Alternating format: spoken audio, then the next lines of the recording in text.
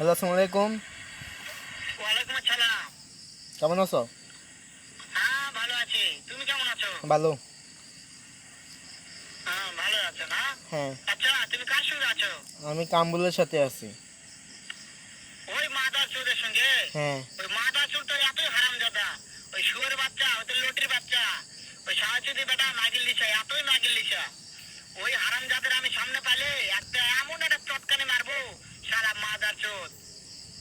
ও কথা তো শুনতেছে তো তোমার কথা। শুনো, তবে কি আছে? ওই মাদার চোর ওই জায়গা আছে নাকি? আছে। ও আমার কথা সব শুনতেছে? হ্যাঁ, শুনতেছে। ওই সাহায্যদির বেটাকে শুনে শুনে আমি বেশি বলবো।